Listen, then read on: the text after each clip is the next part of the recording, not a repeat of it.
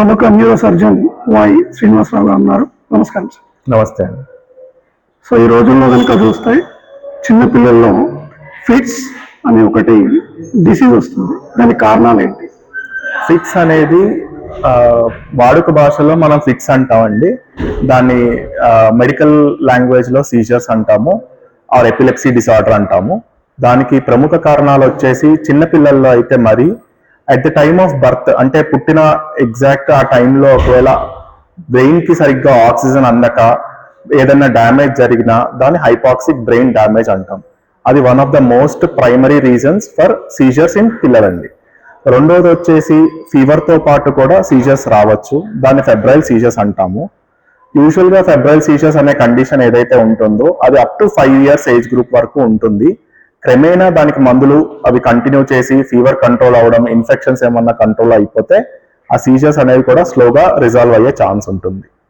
కానీ జనరల్గా కనుక చూస్తే మామూలుగా అంటే రోడ్లో పైన కానీ అట్లా కానీ ఫిట్స్ రాగానే మన చేతిలో ఒక ఐరన్ కానీ లేకపోతే కీ కానీ పెడతారు.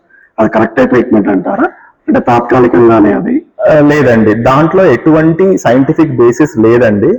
ఒకవేళ రోడ్డు మీద వెళ్ళేటప్పుడు ఏదన్నా పక్కనున్న ప్యాసింజర్ కో లేకపోతే పెడెస్ట్రియన్ కో సీజర్స్ లాంటివి ఏమన్నా అటాక్ అయితే మీరు చేయాల్సిన ఇమీడియట్ థింగ్ ఏంటి అంటే ఎయిర్వే సెక్యూర్ చేసుకోవడం అండి.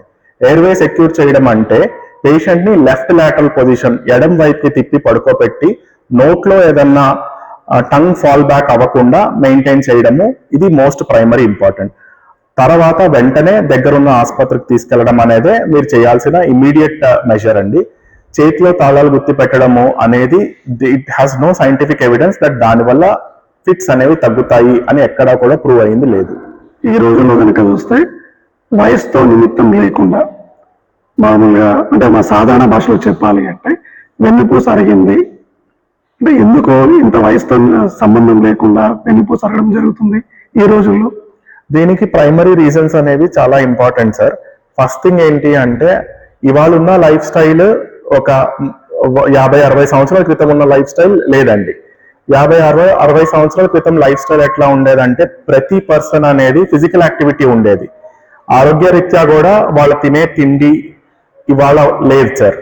అప్పుడు యాక్చువల్గా హోల్ గ్రెయిన్స్ తినేవాళ్ళం, ఇప్పుడు అంతా కూడా మనం రిఫైన్డ్ ఫుడ్, జంక్ ఫుడ్ వీటికి వెళ్ళిపోతున్నాం సార్. దాంట్లో సరైన పోషక విలువలు లేవు.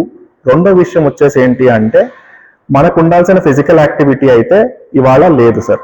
ఆ ఫిజికల్ యాక్టివిటీ మెయింటైన్ చేస్తేనే ఎముక గట్టుతనం అనేది మెయింటైన్ అవుతుంది.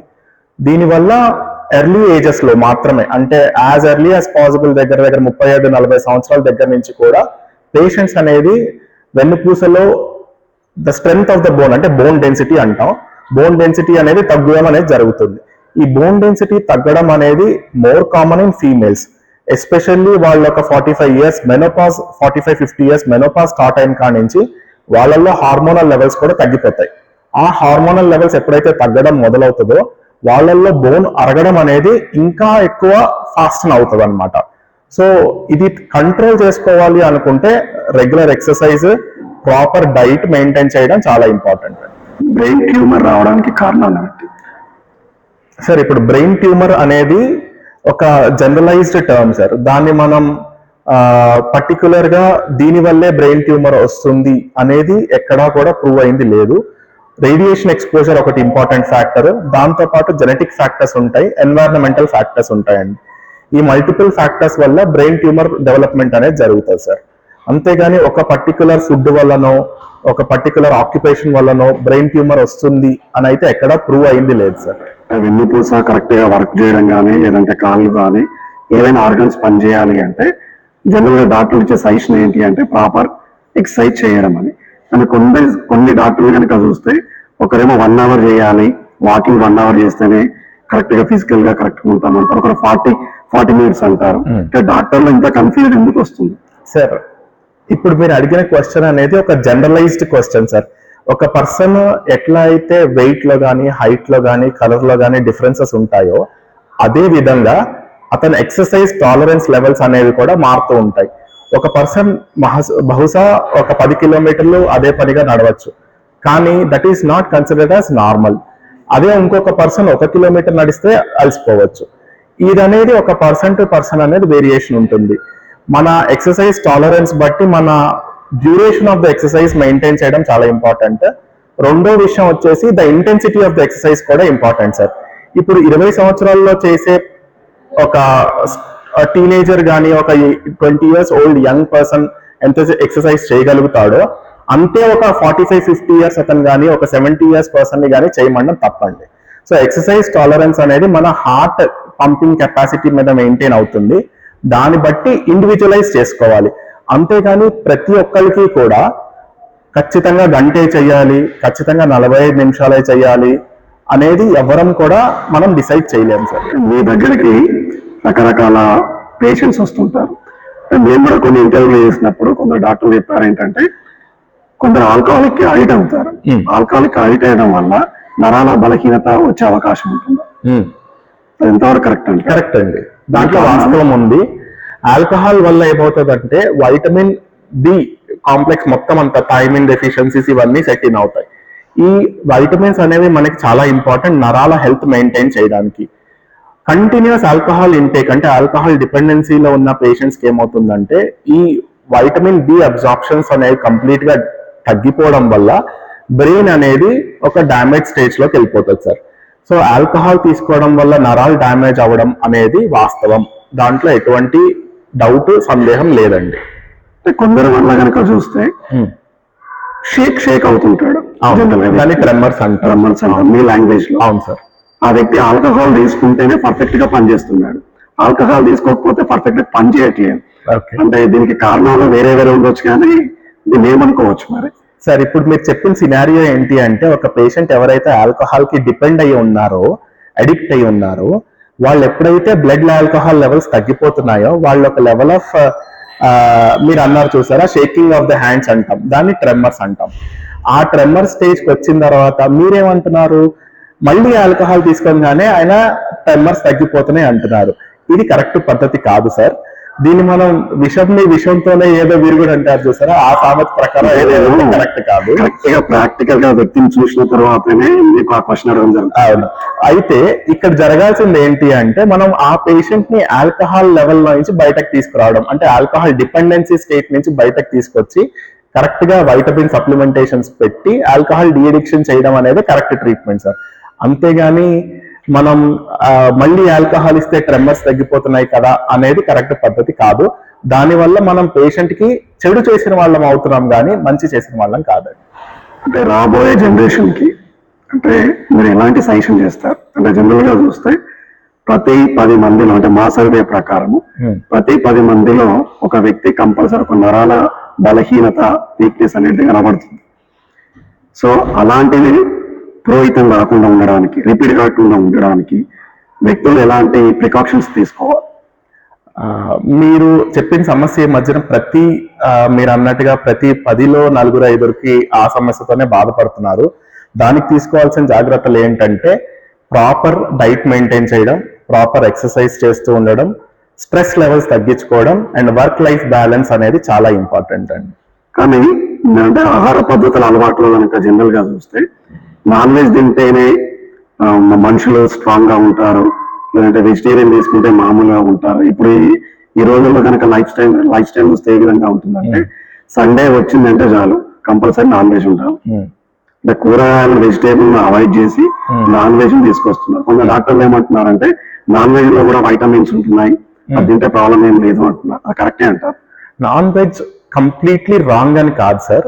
ఏదైనా కానీ మనం ఒక మిక్స్డ్ అండ్ బ్యాలెన్స్డ్ డైట్ తీసుకోవడం అనేది ఇంపార్టెంట్.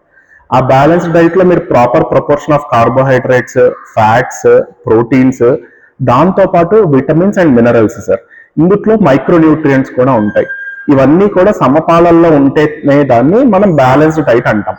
అంతేగాని ఆకుకూరలు, కూరగాయలు ఇవన్నీ వేస్ట్, ప్రోటీన్ రిచ్ ఫుడ్ అంటే చికెన్, మటన్, ఫిష్ ఇవి మాత్రమే పర్ఫెక్ట్ ఫుడ్ అని మనం ఎక్కడా కూడా లేబుల్ చేయలేం సార్.